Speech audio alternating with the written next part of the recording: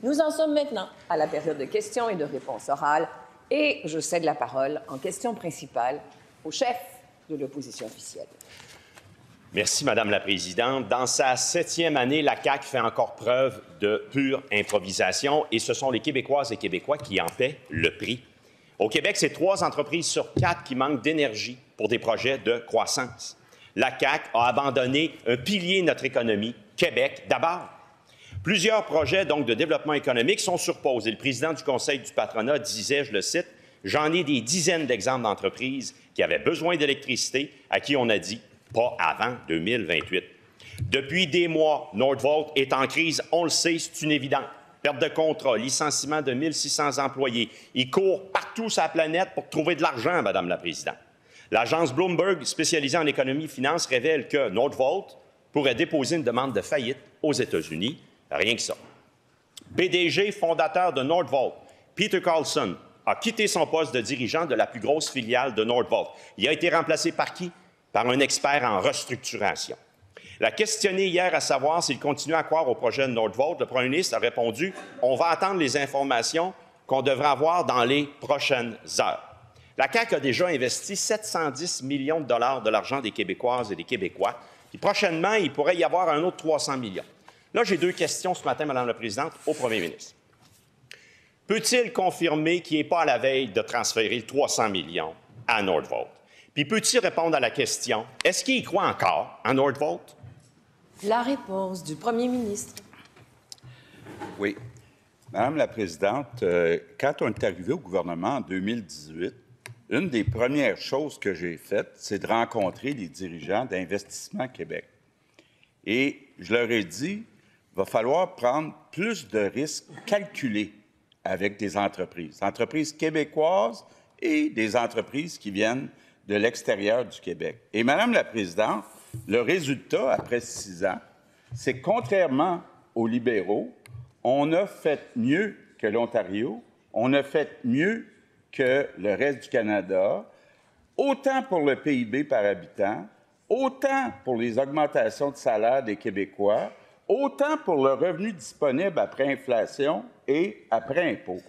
Mais Madame la Présidente, ce qui est important aussi de dire, c'est quand on regarde juste les interventions auprès des entreprises québécoises, on voit que, autant au niveau du nombre d'interventions que de l'argent qu'on a donné aux entreprises québécoises, quand on se compare aux années libérales, on a eu une très forte augmentation du nombre d'interventions auprès des entreprises québécoises.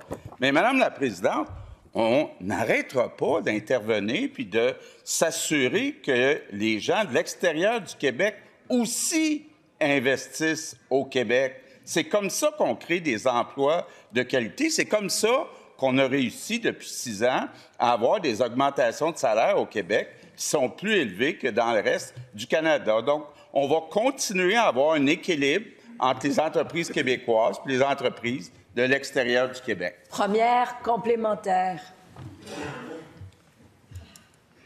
Pas un mot sur Nordvolt. Voilà. Pas un mot sur Nordvolt. 710 millions de l'argent des Québécoises et des Québécois qui payent des taxes et impôts et qui envoient ça à Québec à sueur de leur front. Voilà. 710 millions, pas un mot sur Nordvolt. Questionné hier le premier ministre, est-ce qu'il continue à croire au projet? Il a dit, on va attendre les informations qu'on devrait avoir dans les prochaines heures. Questionné ce matin, il n'a pas répondu. Il a dit non, je n'ai pas eu les informations. Question claire. Croit-il encore à Nordvolt, oui ou non? La réponse du premier ministre.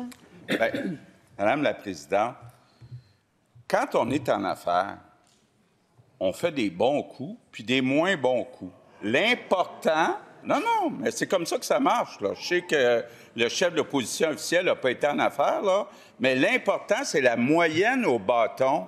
Puis la moyenne au bâton, c'est que jamais l'économie du Québec a aussi bien performé depuis 20 ans que maintenant.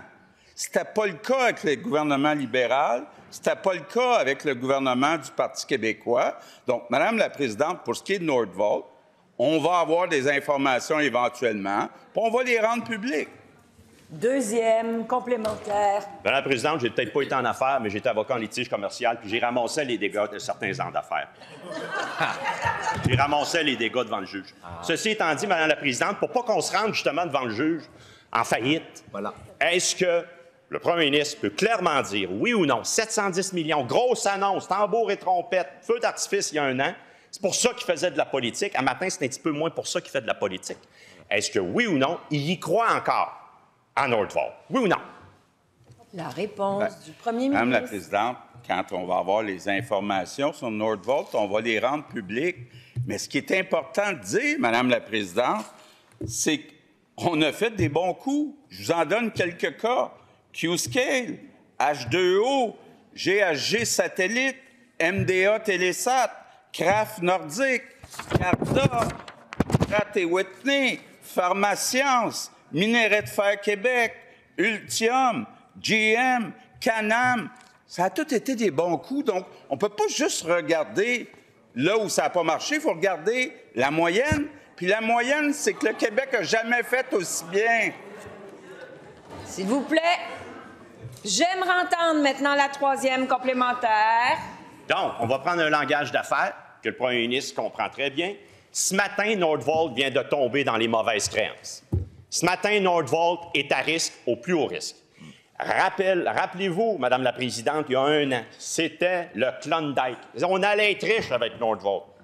Et là, aujourd'hui, il n'est même pas capable de rassurer les Québécoises et Québécois qui ont déjà mis 710 millions, pas capable de nous confirmer qu'il y croit toujours, il attend après des informations. Madame la Présidente, il n'y croit plus, c'est son échec désormais. La réponse du premier ministre. Bien, Madame la Présidente, comme je l'ai déjà suggéré au chef de l'opposition officielle, je l'invite à aller faire un petit tour à Bécancour.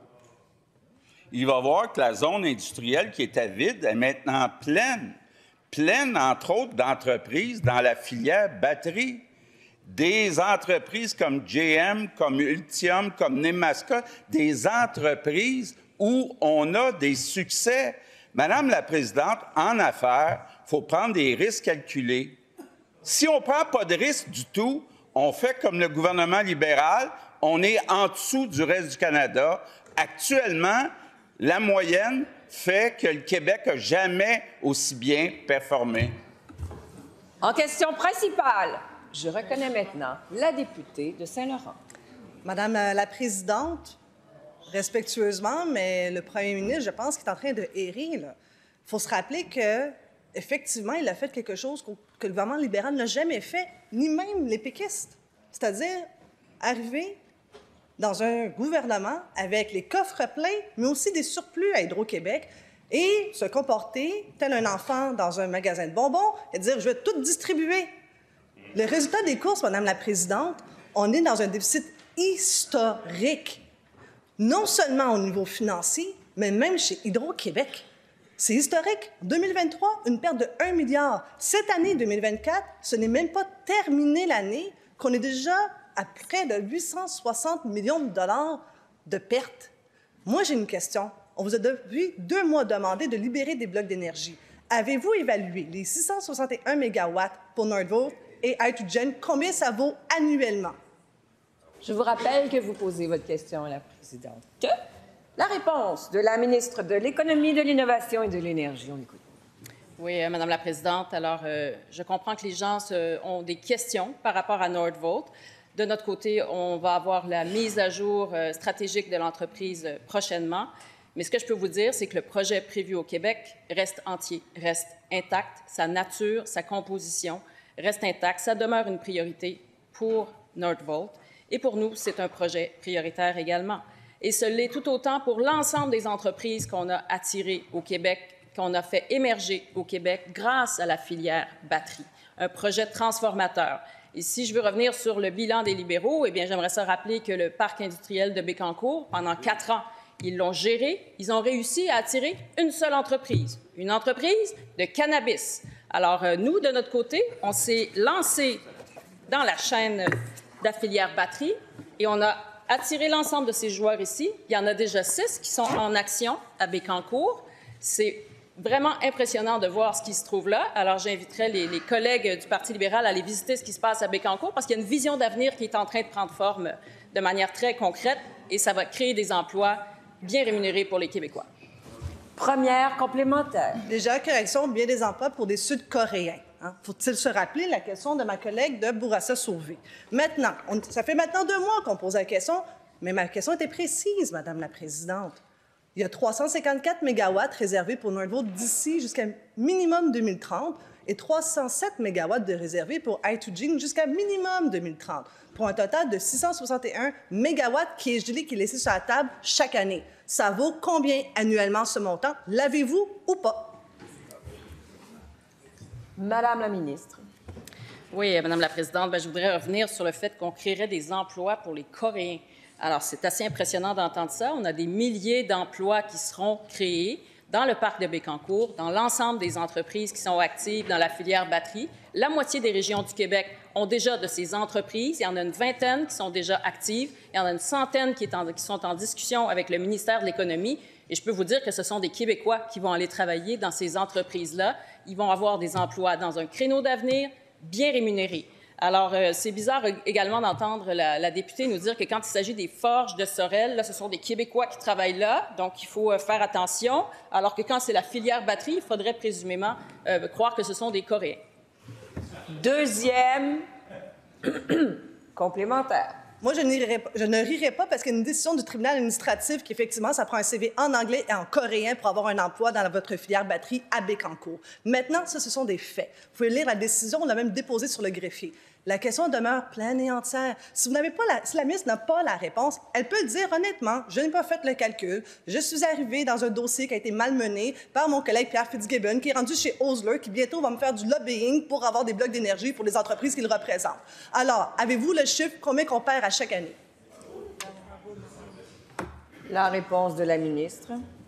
Oui, Madame la Présidente. Alors, c'est sûr que quand on ne fait pas de soutien économique, quand on ne soutient pas des entreprises pour qu'ils créent des emplois, quand on n'attire pas des investissements étrangers, c'est sûr qu'il n'y a pas de risque. Eh bien, nous, on en prend des risques qui sont calculés. On a protégé l'argent des Québécois d'une manière innovante. On a fait en sorte d'octroyer du financement à Nordvolt au fur et à mesure que le projet se développera. Alors, on est dans cette logique-là parce qu'on préserve et on protège le capital des Québécois qui a été investi dans un ensemble de secteurs, dont le secteur de la filière batterie. Et j'aimerais rappeler à ce sujet-là qu'Investissement Québec, 92 % de ses interventions sont faites auprès d'entreprises de moins de 200 employés. En question principale, je reconnais à nouveau la députée de Saint-Laurent. Écoutez, la session s'achève et on n'a toujours pas de réponse. Parce que moi, je les connais maintenant, évidemment, la banquette gouvernementale. Quand ils ont une réponse, ils ont un tableau. Alors, il est où le tableau avec les chiffres des pertes annuelles? Parce qu'Hydro-Québec, là, pendant qu'il y a 661 mégawatts de bloqués, là, de réservés pour des entreprises étrangères dont l'avenir est incertain, dont une en ce moment, là, même Nordvolt, le premier ministre, tantôt, en marchant vers ici, n'osait même pas répondre à une question parce que c'était comme parler de Voldemort. Alors, on lui a posé la question, croyez-vous encore à Nordvolt? Pas de réponse. Alors, avec nos petites équipes de recherchistes, merci Maïté, merci Marc-Antoine, on l'a fait, nous, l'exercice. Alors, pour le ministre des Finances qui ne sait plus où trouver de l'argent, bien, je lui annonce que l'inaction du gouvernement de libérer les blocs d'énergie pour des entreprises déjà établies au Québec, bien, en bout de piste, dans le meilleur scénario, en fait, dans le moins pire scénario, on va perdre près de 900 millions de dollars. C'est ça, la bien gestion? La réponse... Vous connaissez la règle. La réponse de la ministre. Oui, Madame la Présidente, j'aimerais rappeler, à l'instar du premier ministre, que des bons coups, il y en a une pléiade. Je pourrais vous les rappeler. Ce sont tous des investissements pour lesquels on a eu des retombées intéressantes, que ce soit en matière de création d'emplois, de développement économique, de retombées fiscales, Qscale, H2 Innovation, GHG Stat, Kraft Nordic, Garda World, Premier Tech, Pratt & Whitney, Moderna, Pharmascience, Minerais de Fer Québec, et j'en passe. Alors, j'aimerais également rappeler, puisque un tableau est souhaité, qu'il y a ici, en fait, les réalisations du Parti libéral dans le plus grand parc industriel du Canada, qui est possédé par le gouvernement du Québec. Oui, monsieur le leader de l'opposition, je vais vous écouter, mais allez-y. C'est une photo, ce n'est pas un tableau, Madame la Présidente. C'est une illustration. Nous préférons les tableaux, mais poursuivez, Madame la ministre. Oui, alors je vais vous décrire la photo. Alors, on a ici le plus grand parc industriel du Canada, qui est public, qui est possédé par le gouvernement du Québec. On a réussi à attirer dans ce parc-là, en 2 ans et demi, déjà 6 entreprises. Et plusieurs autres entreprises sont en discussion avec nous. J'ai d'ailleurs fait une annonce à Bécancour cette semaine pour annoncer qu'on allait devoir agrandir le port de Bécancour parce que l'activité économique qui s'y trouve, les emplois qui vont être créés sont tellement considérables qu'il faut élargir nos infrastructures. Première complémentaire. Madame la Présidente, on a tous remarqué, là, on ne parle plus de Nordvolt, hein? C'est terminé, on n'en parle plus. J'imagine qu'on met ça dans la section créances irrécouvrables pour le ministre des Finances. Mais en attendant, j'imagine que le ministre des Finances, qui doit présenter sa mise à jour économique, aimerait bien avoir de l'argent qui rentre dans les coffres de l'État et avec notamment les redevances. Alors, nous, on a fait un vrai tableau. Dans le moins pire scénario, vous perdez 900 millions. Dans le pire scénario, c'est 1,575 milliard. C'est gênant. La réponse du ministre. Oui, Madame la Présidente. Très, très fort, Monsieur le leader. Vous avez une voix qui porte. Monsieur le ministre des Finances, nous écoutons pour la réponse. Merci pour le rappel, Madame la Présidente. Je veux juste clarifier certains points, là, parce qu'il y a plusieurs inexactitudes qui sont véhiculées par l'opposition. Concernant les résultats d'Hydro-Québec, au Québec, en 2023, il y a eu des feux de forêt et une sécheresse. Oui. Et au cas où vous n'auriez pas remarqué, on a remarqué partout en Amérique du Nord. Il y avait de la fumée jusqu'à Boston puis à New York. Cette sécheresse a diminué les niveaux d'eau dans les réservoirs au Québec, ce qui a amené Hydro-Québec à exporter moins vers les marchés extérieurs. Et ces exportations-là, ce sont celles qui rapportent le plus de revenus. Alors, c'est pour ça que les revenus sont en baisse. S'il vous plaît, nous en sommes à la deuxième complémentaire. On vous écoute. Merci énormément, Monsieur le ministre des Finances du Québec, pour nous apprendre ce que tout le monde a pu lire aujourd'hui via Radio-Canada. Et oui, il y a un manque à gagner chez Hydro-Québec qui frôle le 1 milliard de dollars. Mais le gouvernement du Québec, dans sa saine gestion, non seulement de l'argent public, mais des blocs d'énergie, lui, va asseoir 661 mégawatts pendant 6 ans minimum pour 2 entreprises étrangères qui n'ont même pas commencé leur usine. Bravo! La réponse de la ministre, et nous l'écoutons, je vous prie. Oui, Madame la Présidente, la question n'est pas très claire, donc on va parler du développement économique dans lequel on est engagé et avec des résultats très intéressant pour les Québécois, pour un positionnement qui est en plein développement pour le Québec en matière de transition énergétique. C'est le pari qu'on fait.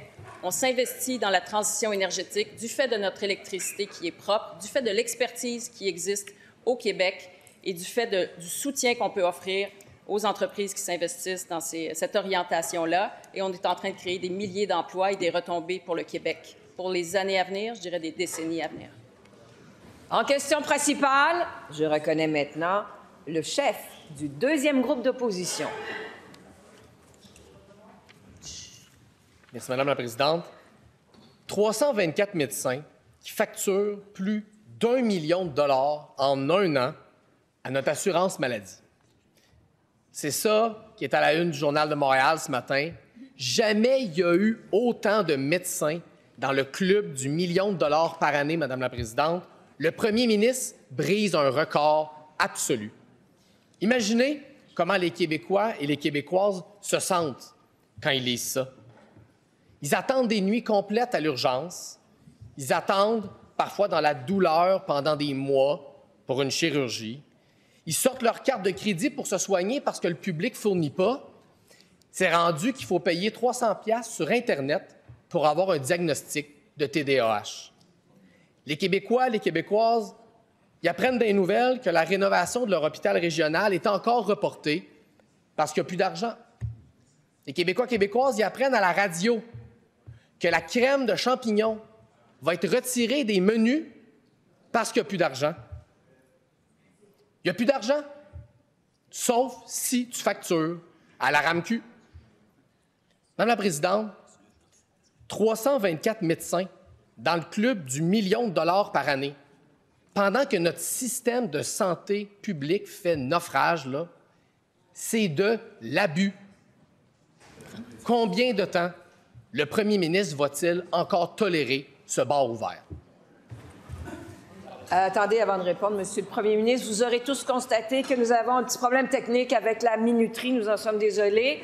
Quelques secondes pour tenter de rétablir la minuterie avant d'avoir la réponse du Premier ministre. Et je vous ai laissé aller pour votre question. Et c'est compliqué quand on n'a pas la bonne durée sous les yeux. On attend qu'il soit rétabli. J'aurai le signal de la table lorsque le chronomètre sera rétabli.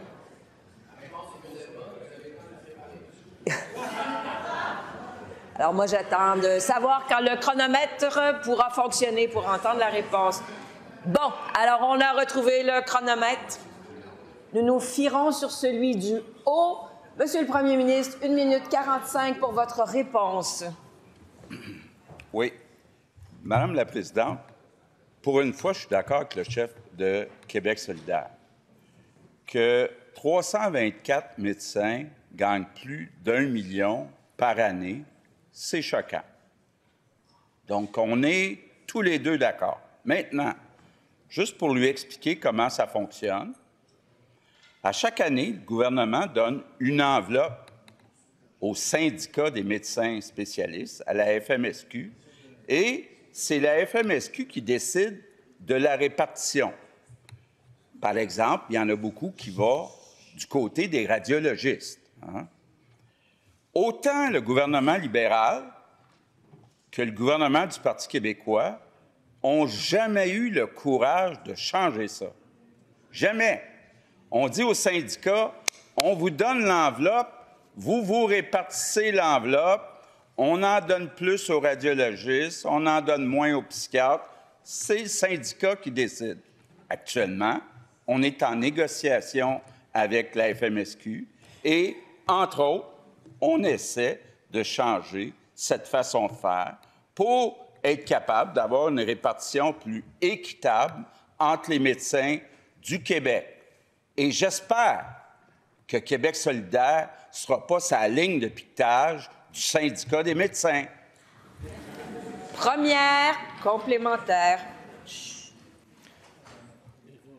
me rappelle pas de la dernière fois que j'ai vu un radiologiste faire une ligne de piquetage, en tout respect. Pas trop leur style. Sur le fond, Madame la Présidente, là, tout le monde sait que le problème fondamental, c'est le mode de rémunération des médecins. La rémunération à l'acte, ça ne marche pas. Est-ce que le premier ministre va respecter sa propre promesse électorale? Parce qu'il était d'accord avec moi, justement, il promettait de réformer le mode de rémunération des médecins. Du premier ministre. Oui. Bon, je sais que le chef de Québec solidaire est peut-être trop jeune pour s'en rappeler, mais quand j'étais ministre de la Santé, les médecins spécialistes se sont tous réunis au stade olympique pour faire du piquetage. Donc, j'y apprends ça, là. Ça s'est déjà fait. Deuxième chose, Madame la Présidente, il faut faire la distinction entre les spécialistes et les omnis. Que les spécialistes soient payés à l'acte, ça incite à plus d'efficacité, plus de productivité. Par contre, du côté des médecins de famille, on préférait qu'une partie soit ce qu'on appelle la capitation, c'est-à-dire par patient. Donc, faisons la distinction, là. Le chef est un peu mélangé. Et chef, fiez-vous à la deuxième ligne du chronomètre. Deuxième complémentaire. Premier ministre, une définition extensive de la notion de ligne de piquetage, mais je pense qu'on va clore cette partie-là de notre échange pour se concentrer sur le fond. Au Québec, là, on paye 8 milliards par année pour 21 000 médecins. Puis on paye 16 milliards pour tous les autres travailleurs, travailleuses de la santé qui sont 15 fois plus nombreux. Ce système-là, il est brisé. La rémunération à l'acte, c'est un échec. Il faut changer le mode de rémunération. La réponse du premier ministre. Bon, je me réessaye, Madame la Présidente. Dans les 21 000 médecins, il y en a à peu près la moitié qui sont des spécialistes, la moitié qui sont des médecins de famille. Que les médecins spécialistes soient à l'acte, c'est très bon, parce que plus ils font d'actes, plus ils font d'opérations, plus ils sont payés. Donc, c'est excellent. Là où on a un problème, c'est du côté des médecins de famille. Ça serait important qu'ils prennent en charge, qu'ils prennent la responsabilité de chaque patient, de chaque Québécois, et qu'on les paye par Québécois, ce qu'on appelle la capitation. Donc, mélangeons pas les deux. En question principale, je reconnais maintenant la députée de Mercier. Merci, Madame la Présidente. En septembre dernier, à la demande de la députée de Verdun, la CAQ a accepté de chiffrer la facture des investissements pour l'adaptation au changement climatique. La semaine passée, Québec solidaire a proposé à la CAQ de poursuivre les grandes pétrolières qui sont responsables en majeure partie des changements climatiques. Les feux de forêt, les inondations, les sécheresses, ça coûte extrêmement cher aux Québécois et la facture ne va faire qu'augmenter. Le ministre des Finances en parlait. Hydro-Québec a vu son bénéfice net baisser de 1 milliard de dollars à cause de la sécheresse. C'est 1 milliard de dollars de moins dans les coffres de l'État. Vous nous connaissez, Madame la Présidente, à Québec solidaire, on aime ça, trouver des solutions et on va aider le gouvernement à en trouver pour aller chercher de l'argent. Après la poursuite de l'industrie du tabac, le gouvernement a réussi à obtenir 6 milliards de dollars.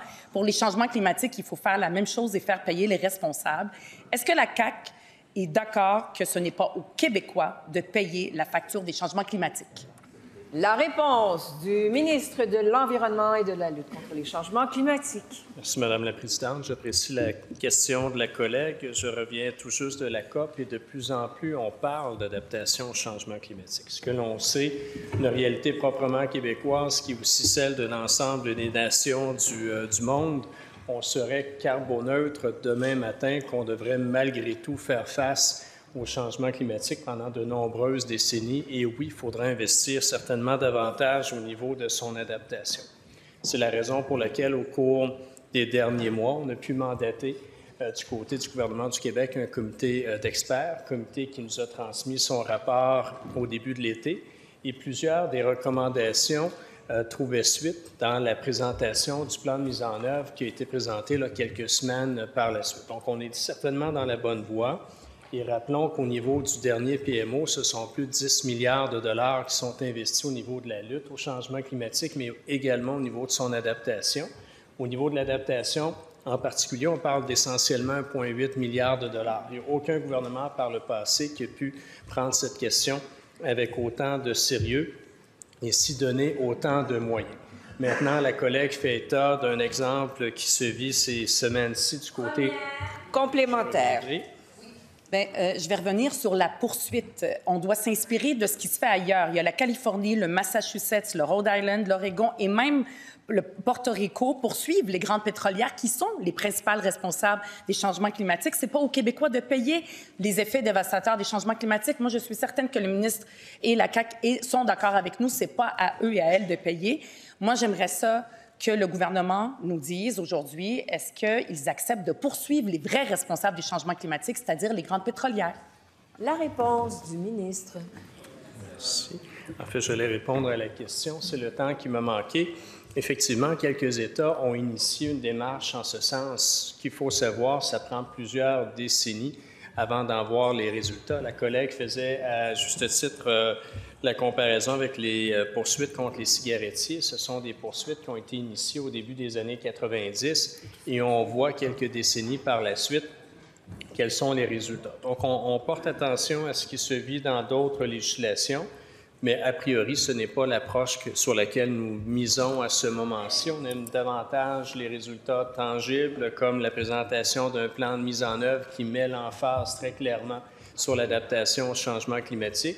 Et on est dans une procédure de mise à jour. Deuxième complémentaire. On est d'accord que ça va coûter extrêmement cher. Ça, c'est un fait. Et la facture va continuer à augmenter. Tout le monde est d'accord avec ça. Donc, il va falloir commencer maintenant et non pas pelleter par en avant pour que ça coûte encore plus cher. On a réussi à faire plier l'industrie du tabac. On est allé chercher 6 milliards de dollars. Si à l'époque, on s'était dit ça va prendre trop de temps, on le fera pas, on n'aurait pas eu l'argent. On a réussi à l'avoir. Il faut faire la même chose avec l'industrie pétrolière qui, je rappelle, a aussi menti. Donc, commençons maintenant pour pas refiler la facture plus tard. Est-ce que le gouvernement accepte maintenant de poursuivre La réponse du ministre. Merci, Madame la Présidente. À partir du moment où on initie des démarches de cette nature-là, Si les résultats devaient être positifs, c'est sur plusieurs décennies que ça va s'échelonner. Donc, on ne serait pas en mesure d'inclure dans un cadre financier des résultats proprement théoriques. On ne peut pas mettre dans un cadre financier des résultats proprement théoriques, et c'est proprement théorique à ce moment-ci. Donc, certains États ont retenu cette avenue-là. Ce n'est pas l'avenue qui a été retenue à ce moment-ci par le gouvernement du Québec. Mais on verra ce que ça peut donner là où la tentative a été initiée. Mais encore une fois, on ne peut pas s'attendre à des résultats avant de nombreuses années. Et on est dans l'action maintenant. La preuve en est le dernier plan de mise en œuvre. Plan de mise en œuvre qui sera mis à jour le printemps prochain avec d'autres Question principale. Je reconnais maintenant le député de Saint-Henri-Sainte-Anne. Madame la Présidente, elles quittent leur emploi pour aller travailler chez Costco. Incapables de joindre les deux bouts, elles font des ménages la fin de semaine. Leurs employeurs leur payent les tampons parce que certaines n'ont pas le budget. Certaines doivent même manger les restants des repas des enfants le midi, faute de moyens. De qui je parle, Madame la Présidente? Eh bien, je parle de nos éducatrices en petite enfance, celles qui s'occupent de nos enfants. C'est terrible, c'est inacceptable. On apprenait qu'elles sont 4 000 à avoir quitté le réseau l'année dernière seulement, 10 000 en 3 ans. Elles sont à bout de souffle, à bout de moyens. On peut malheureusement les comprendre, mais le Québec ne peut pas se passer d'elles. Quand est-ce que la ministre de la Famille va assurer des conditions dignes à ces femmes extraordinaires qui veillent à l'éducation de nos tout-petits? La réponse de la présidente du Conseil du Trésor. Merci, Madame la Présidente. Je pense que ça va permettre de peut-être replacer un peu les faits sur les négociations qui sont en cours présentement, tant avec les éducatrices en milieu familial, dans le réseau de garde, service de garde familiale, ou les éducatrices en CPE, Madame la Présidente. D'ailleurs, on a toujours dit que c'était une priorité, l'accès pour nos familles, pour nos enfants. Ce sont en plus des emplois qui sont occupés par des femmes, parce qu'on se préoccupe des emplois qui sont occupés par des femmes. Et c'est pour ça que dans la dernière négociation, Madame la Présidente, celle de 2023, les éducatrices ont en moyenne une augmentation de rémunération de 18 % alors que les paramètres offerts à l'ensemble de la fonction publique étaient de 6 % Donc, on fait du différencié, puis on cible les endroits qui sont importants pour nous et pour les Québécois. C'est encore important au niveau des CPE. On doit travailler maintenant sur l'attraction, la rétention, et on va continuer de négocier de bonne foi aux tables, et ça devra se passer à la table de négociation, par contre. Première complémentaire. Madame la Présidente, n'en déplaise au côté gouvernemental, tout ça, ce sont des faits, ils sont répertoriés, ils sont dans les articles de journaux. Ça fait des mois que le gouvernement nous parle de négo en cours, rien ne bouge, tellement pas que les éducatrices ont commencé leur moyen de pression, ils sont sur le bord de la grève générale. C'est ça, respecter nos éducatrices? C'est ça, valoriser le réseau? Les familles du Québec méritent mieux. La réponse de la présidente du Conseil du Trésor. Oui. Je n'apprendrai pas à mon collègue quelles sont les mécaniques d'une négociation, et le fait que les CPE ou les éducatrices décident à ce stade-ci de la négo de faire des moyens de pression, ça leur appartient. Ceci étant dit, on continue le travail aux tables de négociation de façon extrêmement sérieuse, Madame la Présidente. Mais à l'instar des négociations qu'on a fait avec les infirmières, avec le Front commun, avec les employés du réseau de la santé ou de l'éducation, on a des demandes qui sont fort légitimes. C'est des demandes pour favoriser l'accès des Québécois, en l'occurrence de nos familles, de nos parents qui ont besoin d'accès en CPE. Et on va maintenir ces demandes-là et on va continuer les négociations aux tables là où ça doit se passer. Deuxième complémentaire.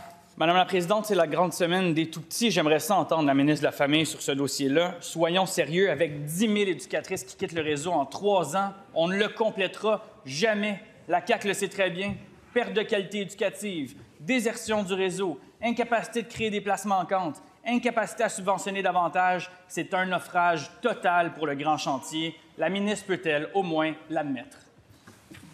La réponse de la ministre de la Famille. Merci beaucoup, Madame la Présidente.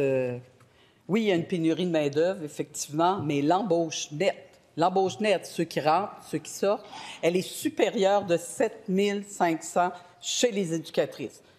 Alors, mon confrère, Madame la Présidente, nous parle que de celles qui ont sorti, sans parler de celles qui sont rentrées dans ce merveilleux réseau de services de garde de nos enfants. Et effectivement, on le fait, oui, en développant les places. On est très heureux, effectivement. 25 000 places de plus subventionnées pour les familles du Québec. nos parents souhaitent effectivement avoir accès aux services de garde éducatifs. C'est un peu triste, Madame la Présidente, de voir mon confrère faire non de la tête. Moi, ce que les parents me disent, c'est qu'ils veulent des places En subventionnées. question principale, je reconnais maintenant le député des Îles-de-la-Madeleine. Madame la Présidente, c'est la grande semaine des tout-petits et je veux saluer les éducatrices qui sont ici présentes et leurs alliés parce que, oui, il y en a encore qui tiennent le réseau à bout de bras, qui tiennent le coup malgré des conditions de travail et salariales difficiles, voire impossibles. Et cela, tristement, avec le plus grand compétiteur maintenant du réseau, Costco. Cette semaine, on apprend qu'il y a 10 000 éducatrices qui ont quitté le réseau depuis 3 ans, on le disait tout à l'heure, 4 000 dans la dernière année, dont plusieurs pour les centres de services scolaires. De son côté, la vérificatrice générale observe que la qualité des services se dégrade à vitesse grand V. Entre-temps, la CAQ a promis de compléter le réseau avec une place pour chaque tout-petit d'ici mars 2025. Mais il y a encore 33 000 personnes qui sont sur la liste d'attente. On a fait baisser cette liste-là de 1 672 dans la dernière année.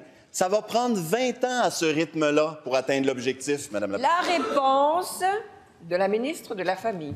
Merci beaucoup, Madame la Présidente. Je pense qu'il est important, on a mis en place un tableau de bord pour qu'il soit possible de suivre pour tout le monde, tous les parents, tous les élus, mois après mois, ce qui se passe. Alors, mon confrère, à juste titre, nous mentionne que la liste d'attente dans le dernier mois a descendu de 1 672 places. C'est dans le dernier mois, ça, Madame la Présidente. Ça fait 11 mois consécutifs par rapport à 2023 que la liste d'attente diminue. Au grand plaisir, je vous dirais, des parents qui attendaient une place.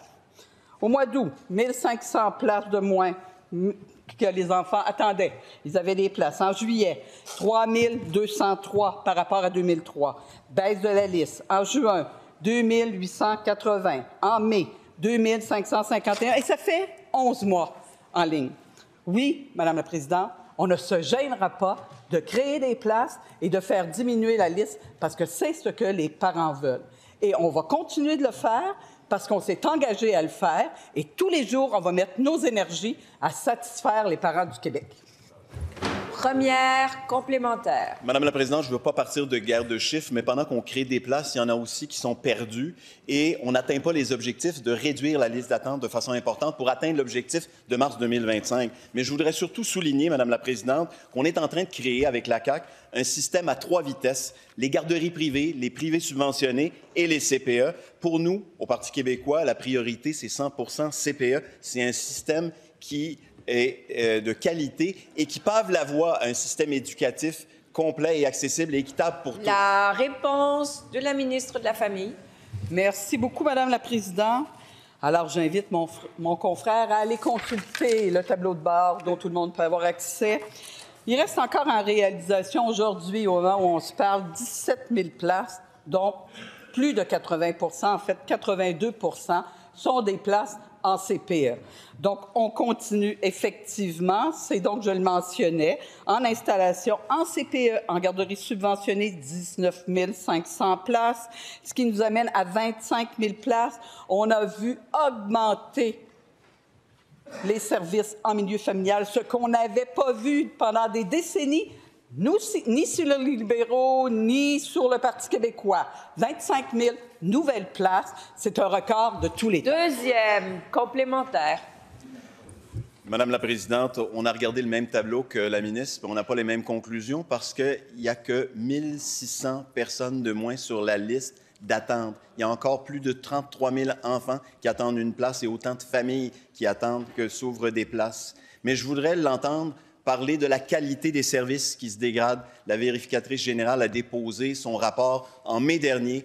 On n'a jamais entendu la ministre dire si elle reconnaissait les constats de la vérificatrice générale. On ne l'a jamais vu développer un plan. La réponse de la ministre. Alors, merci, Madame la Présidente.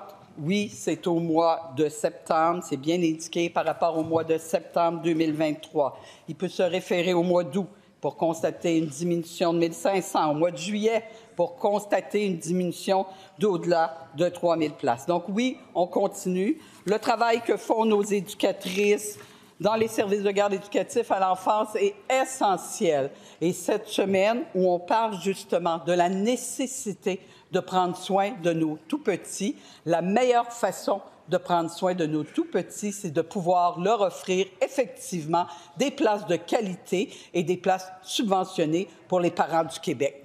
Merci, Madame. En question principale, je reconnais maintenant la députée de Vaudreuil. Merci, Madame la Présidente. À Vaudreuil-Dorion, les propriétaires d'environ 2000 bâtiments vivent un cauchemar depuis la publication préliminaire d'une cartographie des zones inondables. C'est une augmentation de 700 de bâtiments en zone inondable et les propriétaires concernés sont en panique. Le peu d'informations reçues engendre des moments d'angoisse, de colère et d'incompréhension. Certains n'ont jamais été inondés et se retrouvent dans une zone à risque élevé. D'autres ont investi pour adopter leur propriété ou leur terrain et le gouvernement refuse de reconnaître tout ça. Les conséquences sont majeures. Problèmes d'hypothèque et d'assurance, en plus de composer avec une perte de valeur. Mais pour le ministre, et je le cite, ce n'est pas dramatique d'être en zone inondable. Oui, le ministre a rencontré des maires. Oui, il a reporté au printemps 2025 l'entrée en vigueur, mais aucun recours, aucune tribune n'est mise en place afin que les citoyens se fassent entendre. Quand l'investissement d'une vie se retrouve anéanti, qu'on n'a aucun recours, c'est normal de ressentir un... La réponse du ministre de l'Environnement, de la lutte contre les changements climatiques, de la faune et des parcs. Merci, Madame la Présidente, et merci à la collègue pour la question. Elle y a fait mention. Il y a beaucoup de rencontres au cours des dernières semaines qui se sont tenues avec les maires et mairesses. Et j'ai personnellement rencontré l'ensemble des maires et mairesses de son secteur en compagnie de la députée, justement. Et je pense qu'on a pu éclaircir un petit peu quelle était la suite des choses à prévoir. D'une part, ce que j'ai mentionné sur plusieurs tribunes, c'est une erreur de la part de la CMM d'avoir publié des cartes alors que la réglementation n'est pas encore adoptée. Ce sont des cartes qui n'ont aucune valeur, ce sont des cartes qui sont appelées à changer.